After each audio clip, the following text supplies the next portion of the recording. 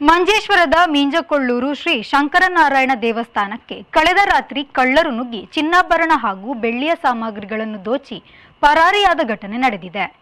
ಗರ್ಭಗುಡಿಯ ಬಾಗಿಲಿನ ಬೀಗ ಮುರಿಯಲಾಗಿದ್ದು ಅದರೊಳಗಿದ್ದ ಬೆಳ್ಳಿಯ ಸಾಮಗ್ರಿಗಳನ್ನು ಕಳವು ನಡೆಸಲಾಗಿದೆ. ಕ್ಷೇತ್ರ ಕಚೇರಿಯ ಲಾಕರ್ ಮುರಿಯಲೆತ್ನಿಸಿದ್ದು ಆದರೆ ಅದು ಸಾಧ್ಯವಾಗಲಿಲ್ಲ. ಇದೇ ವೇಳೆ ಭಕ್ತರು ಹರಕೆ ರೂಪದಲ್ಲಿ ನೀಡಿದ್ದ ಸುಮಾರು 10 ಪವನ್ ಚಿನ್ನಾಭರಣಗಳನ್ನು ಸಣ್ಣ ಪೆಟ್ಟಿಗೆಯೊಂದರಲ್ಲಿ ಲಾಕರ್ನ ಮೇಲೆ ಇರಿಸಲಾಗಿತ್ತು. ಅದನ್ನು ಕಳ್ಳರು ದೋಚಿದ್ದಾರೆ. ನಿನ್ನೆ ರಾತ್ರಿ ಪೂಜೆಯ ಬಳಿಕ ಕ್ಷೇತ್ರಕ್ಕೆ ಬಾಗಿಲು ಮುಚ್ಚಲಾಗಿತ್ತು. ಇಂದು ಬೆಳಗ್ಗೆ ಸಿಬ್ಬಂದಿಗಳು ತಲುಪಿ ಸುತ್ತುಗೋಪುರದ ಬಾಗಿಲು ತೆರೆದು ಒಳಗೆ ಪ್ರವೇಶಿಸಿದಾಗ ಕಳವು ನಡೆದಿರುವುದು ತಿಳಿದುಬಂದಿದೆ. ಸುತ್ತುಗೋಪುರದ ಬಾಗಿಲನ್ನು ಕಳ್ಳರು ತೆರೆಯಲಿಲ್ಲ.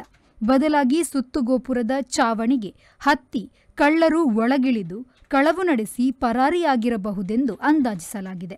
ಸ್ಥಳಕ್ಕೆ ಮಂಜೇಶ್ವರ ಪೊಲೀಸರು ಆಗಮಿಸಿ ತನಿಖೆಯನ್ನು ನಡೆಸುತ್ತಿದ್ದಾರೆ. ರೆಹಮಾನ್ ಉದ್ಯಾವರ, ವಿ4 ನ್ಯೂಸ್, ಮಂಗಳೂರು.